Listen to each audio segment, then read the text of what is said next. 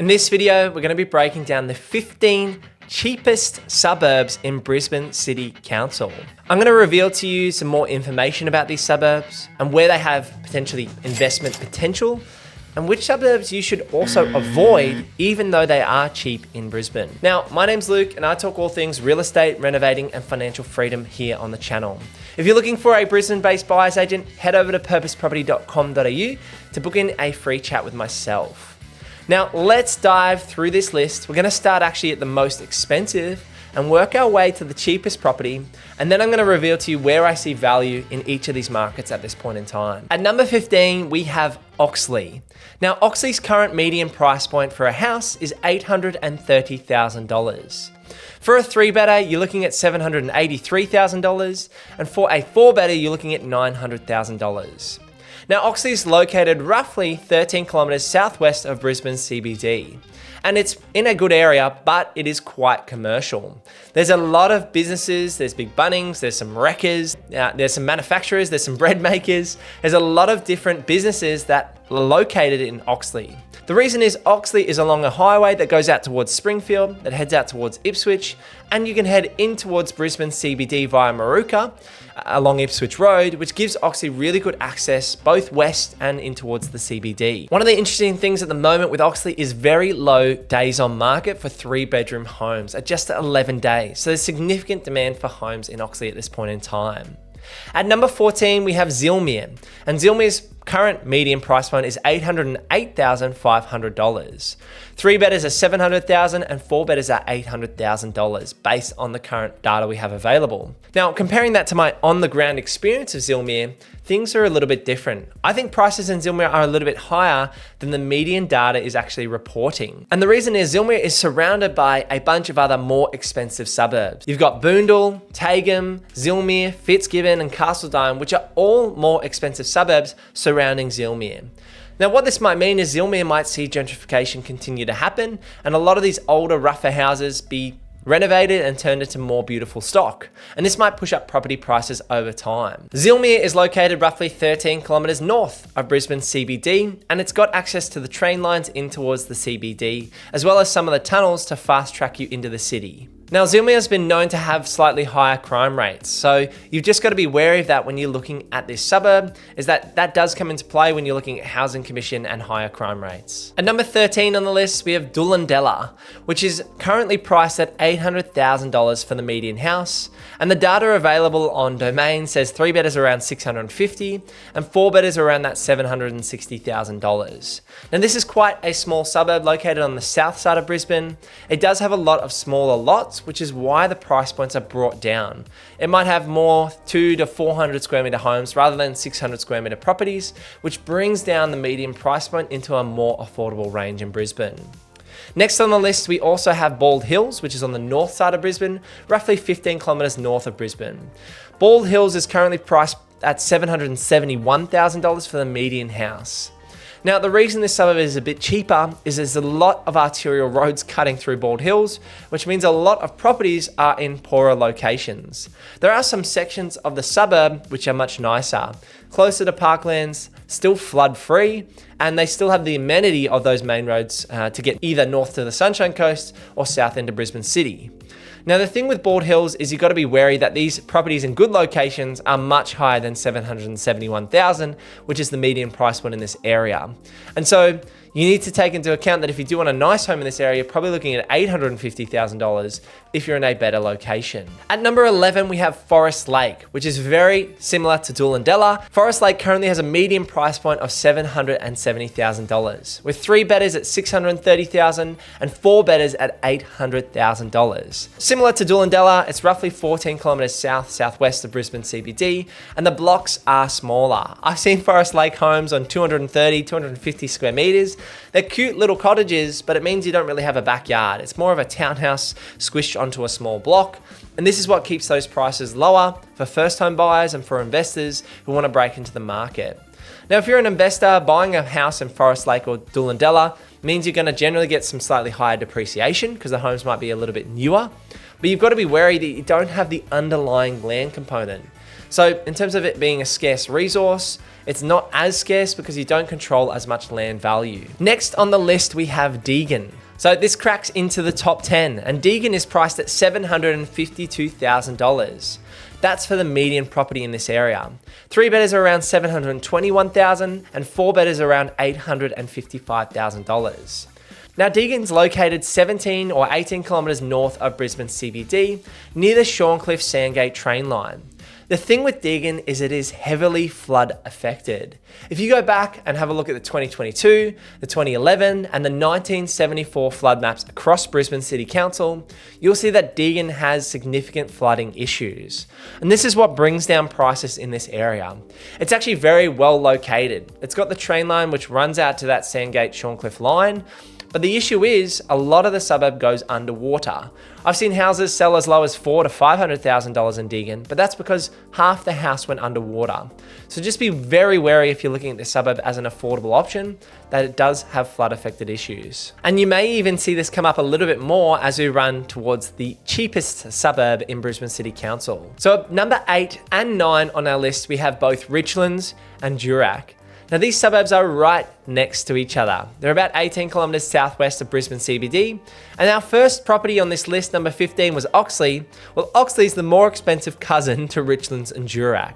So the median price point for houses in both of these areas is $742,000 and $730,000. What this means is these areas are rather industrial. And what's happening in terms of these markets is there are a lot of new builds on very small blocks with fibre cement sheet cladding being slapped together by builders and sold on the market. So in terms of the quality of homes, you've got to be wary of that, and also that it's a very industrial area. Now next on the list, we have number 7, which is Fitzgibbon. Now the median price point reported by realestate.com in Fitzgibbon is $699,000. Fitzgibbon's actually a really interesting suburb. It's located roughly 17 kilometers north of Brisbane CBD. Now the thing with Fitzgibbon is half the suburb has a very weird subdivision where there's these tiny houses packed with frontage onto parklands, and you access the garage from the rear. So they're almost like townhouses stacked side by side. So these are the cheapest style properties in Fitzgibbon. If you're looking at a genuine house, like a genuine 3-bedroom, 1-bathroom house on a reasonable block, say 400 square meters plus, they're going to be well above the house median price point that's reported by realestate.com. So this is where hopefully these insights are useful to you, because although this suburb is on this list, the actual asset you're buying, in my opinion, from an investment point of view, would be no good at that actual median price point of $700,000. At number 6 on the list, we have Acacia Ridge. We also have Darra and Inala. Now, Acacia Ridge, Darra and Inala, their current median price points are $699,000, $697,000 and $657,000 respectively. Now, all these suburbs are southwest of Brisbane. And so are our top 3, which I'll go through in just a second. But the reason I wanted to group Inala, Darra and Acacia Ridge is there are areas that have some potential. I think Acacia Ridge has been an area with lower socioeconomic standards. It's been an area that's had some renovations in terms of some of the houses go in there. And so that price point will continue to creep up. The thing with Acacia Ridge, Darra and Inala is yes, the lower socioeconomics, but in particular for Darra and Acacia Ridge, it's the commercial impact on the housing. Now, having commercial property in an area is not a problem, but when it's at a large scale, that's when the issues arise. Near Acacia Ridge, you have the Archerfield Airport, which gives you noise issues as well.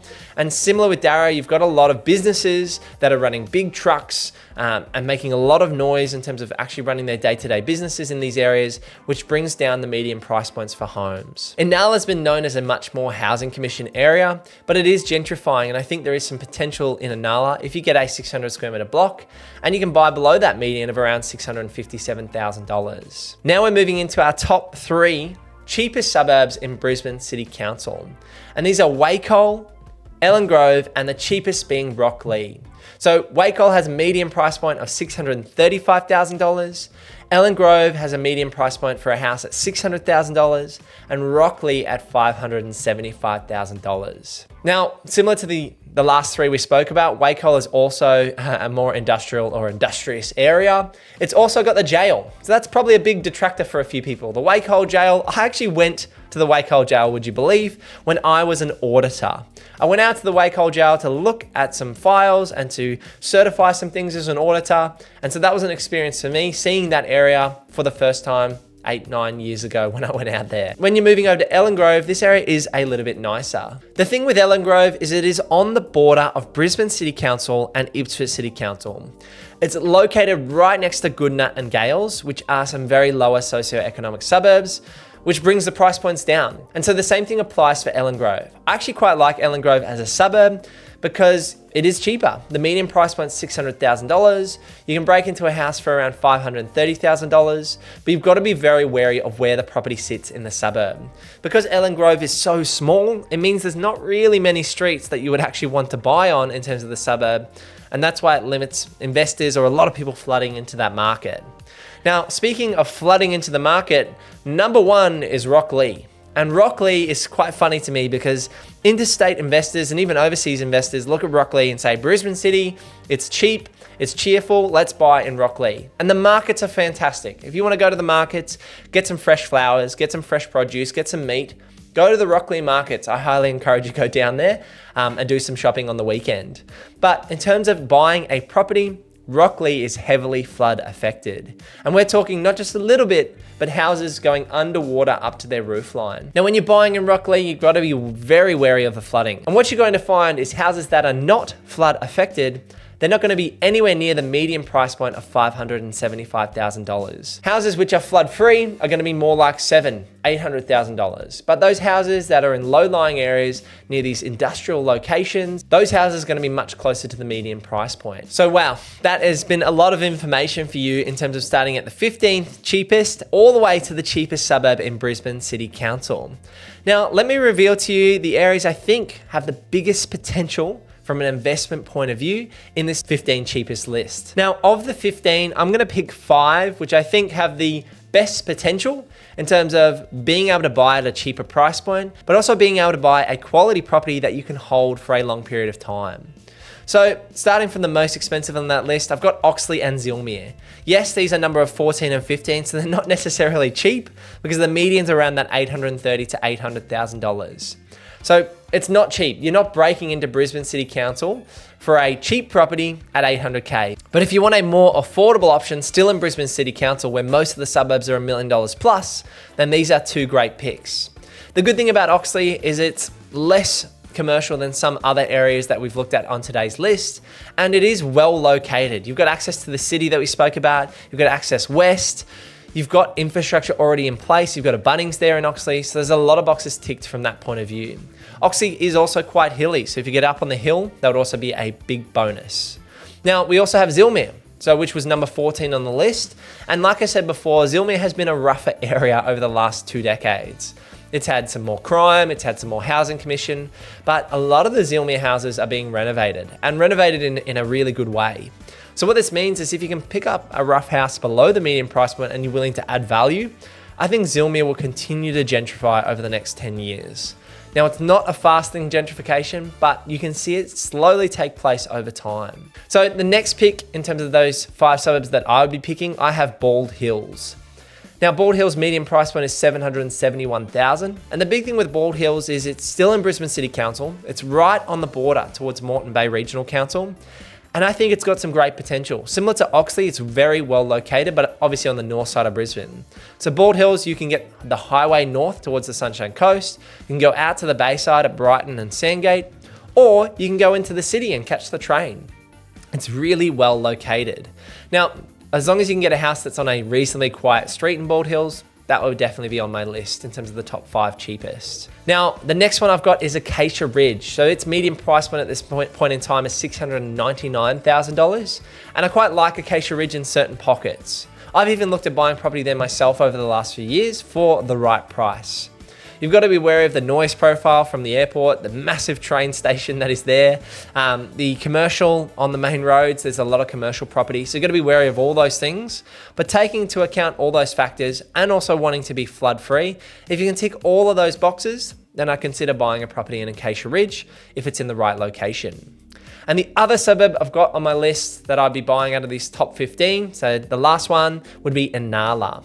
Now, Inala is still affordable at $657,000. And if I was limited in terms of my budget, and I couldn't afford an $800,000, couldn't afford a $700,000 property, and I still wanted to break into Brisbane City Council, then I'd be looking at Inala. Inala's come a long way since I was a kid. So I've grown up in Brisbane. I actually grew up in Logan, would you believe, in a suburb called Daisy Hill, which is upper middle class, but we used to go out past Inala or go to Inala. My sisters were in dance competitions, for example.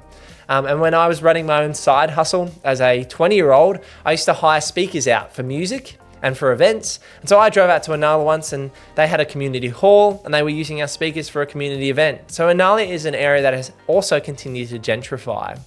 Yes, it's got lower socioeconomic factors. Yes, it's got lower income earners. Yes, some of the areas have higher crime and you've got to be wary of all those things. But if you want to be in at a much cheaper price point, then that's why it's on my list in terms of the picks out of the top 15. So that has been a lot to unpack in terms of the 15 cheapest suburbs in Brisbane City Council.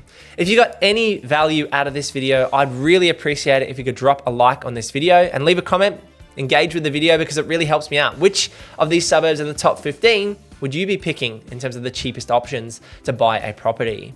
If you're also looking for a Brisbane-based buyer's agent to help you secure your own home or an investment property here in Southeast Queensland, then head over to purposeproperty.com.au to book in a free strategy session with myself. We'll sit down, talk through the numbers, talk through your situation and how we can help you secure a property here in the Brisbane market. So thanks for sticking around to the end of this video. And if you want to see me talk through the 15 most expensive suburbs in Brisbane, make sure you click this video over here.